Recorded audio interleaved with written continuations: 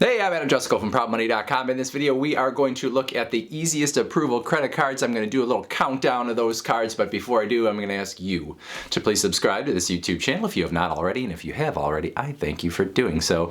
So we are going to make a list of I always want to say top 10, but I couldn't make it top 10. I don't even know how many there are, but I'm going to kind of count them down in a couple places. I'm going to lump some cards together that I think are sort of in the same category from certain issuers. But anyway, we are going to look at the cards that I think have the easiest approval. I'm going to count them down sort of from ones that are somewhat easy, but maybe a little harder, all the way down to the ones that are the very easiest to get a hold of. Now, I'm mostly going to concentrate on sort of major credit card issuers that have rewards cards. I could go a little deeper and find the easiest cards that, nobody actually wants, and so that's not a whole lot of fun. So the video will be much more interesting in the way that I'm going to do it.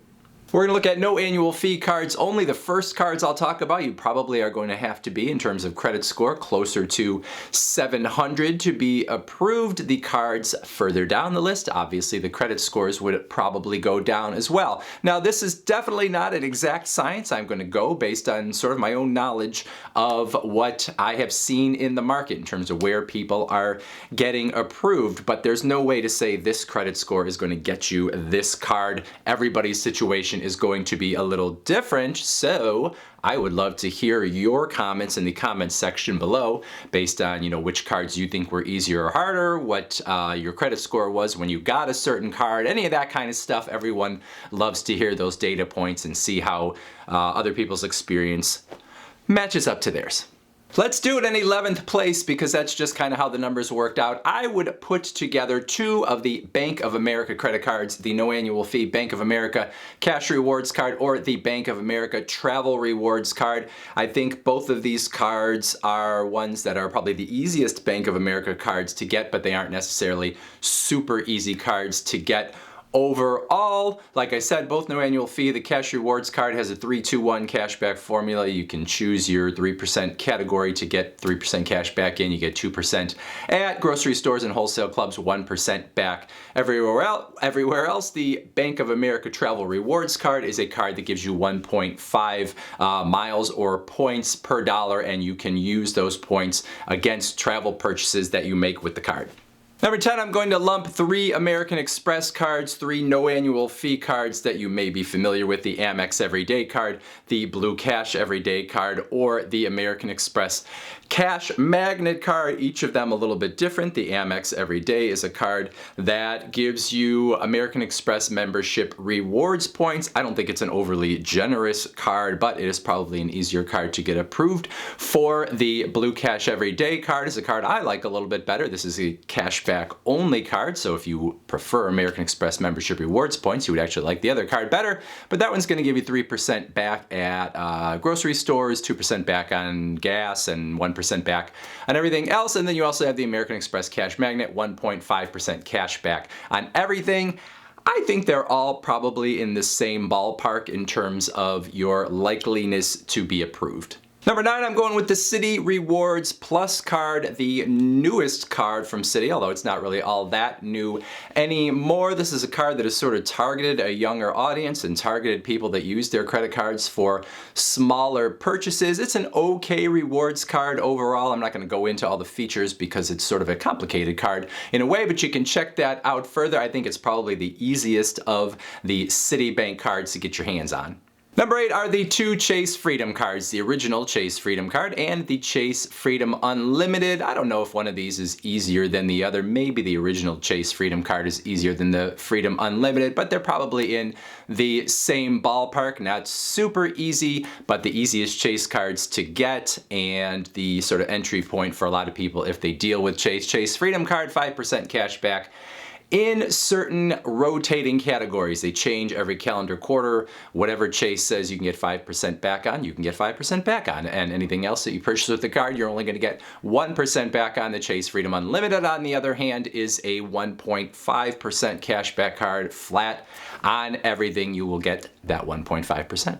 Number 7, I'm going with the PayPal Cashback Mastercard. Now, this is actually a pretty strong card. You get 2% cash back on everything that you buy with the card. It has no foreign transaction fees. Now, the earnings that you get do go into your PayPal account versus straight into your hands, but those are easy enough to either use via PayPal or get into your bank account. So this is a pretty good card, and it is issued by Synchrony Bank, a bank that is known to have a little looser lending standards compared to some of the other banks. So a very good card, but because it is issued by Synchrony, I think it's a little easier to get than if this same card was being issued by Chase or American Express or Bank of America. So this is a card that I would kind of put right in the middle here. Number 6, the Capital One Quicksilver Rewards Card, 1.5% cash back on everything that you purchase. I'm talking about the no annual fee version of this card. There is a card for people whose credit maybe is not as good that has a $39 annual fee, even though it has the same 1.5% cashback formula. So as far as I'm concerned, I'm talking about the no annual fee card here when I am listing it among these other cards. Capital One is known to be one of the issuers that is more accepting of people whose credit scores are lower. This is probably one of their, I wouldn't say it's one of their harder cards to get, but maybe compared to some of the other cards that Capital One issues, this one's a little bit more difficult. Number 5 is the Peddler credit card. Now, Peddler is a fairly new credit card out on the market. This one's kind of hard to place within this list because of the fact that Peddler is very open to new cardholders, people without a credit history versus people that maybe have had credit cards in the past and, you know, maybe had some credit problems. So if you are a newbie, this is a pretty decent card. It's only going to start you with 1% cash back, but if you make all your payments on time in the first year, it will go up to 1.5% cash back on everything. So if you are new to credit, it is a good place to start, I think. And overall, I think the reviews have been pretty decent on this card for a new card that's not issued by any of the major banks.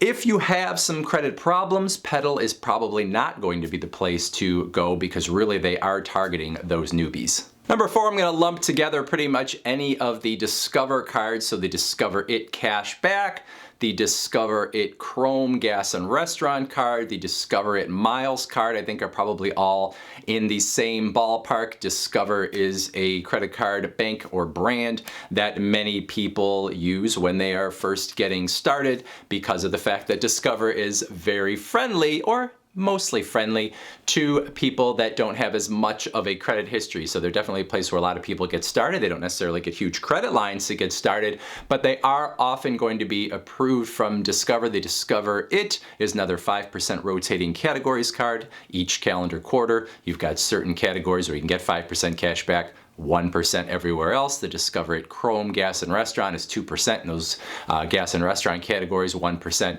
everywhere else. And then the Discover It Miles card is a card that gives you 1.5 miles per dollar on every purchase that you make. Those miles can be turned in as cash back, so you really could think of this as a 1.5% cash back card, as well as using those miles toward travel purchases. Number 3, the Walmart Mastercard, another card issued by Capital One, who tends to be friendlier to people whose credit histories are not as long or maybe have a blemish here or there. Walmart, even though everyone kind of shops at Walmart, they do tend to target people whose incomes are maybe a little bit lower, which means it seems a little more likely that they would approve people even who have incomes that aren't quite as high compared to some of the other credit card issuers. And then of course Walmart also is really in heated competition with Amazon, so they want to get people into this card that gives 5% back at Walmart.com, gives you 2% back in Walmart stores, and then 2% back in some other categories as well. So this is a decent credit card if you're a Walmart shopper in particular. I'm always a little annoyed that they give more back at Walmart.com than in the Walmart stores, but in terms of easy approval, I think this one is right up there. Counting down to number 2 is the Capital One Venture One card. Maybe you're starting to see a pattern here. This is Capital One's no annual fee travel card that gives you 1.25 miles per dollar on every purchase that you make. Now you can use these miles with some airlines. You do have some ability to transfer your points, But overall, I tend to think of that 1.25 miles as being essentially the same as a 1.25% cashback credit card in terms of how much value you are going to get with them. And that is not really all that great of a reward rate. So between the fact that it's not a great reward and it's Capital One, who tends to be a little easier on the approvals, that's why this card is so high.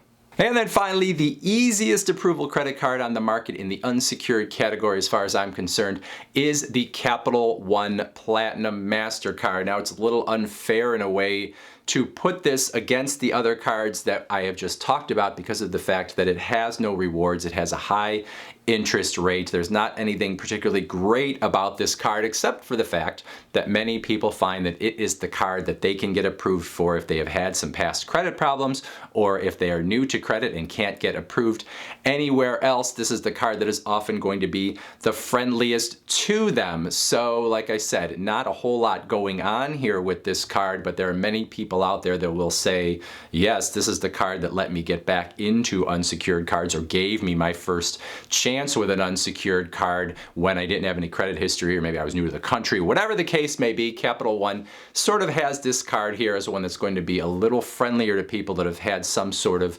issue in the past or can't get credit for one reason or another. So that is why it makes the #1 spot on this list. So what do you think? How did I do? Does your experience match up to the list that I just made, or did you see something very different? Did you get very easily approved for, I don't know, Bank of America versus the Chase Freedom, or whatever the case may be? I would love to hear your experience, your opinions, everything about you really, in the comments section below. Otherwise, I thank you for watching, and as always, please go to proudmoney.com, where we do credit card reviews, we talk personal finance, we talk deals, and all sorts of other fun stuff too. Thanks for watching. Bye.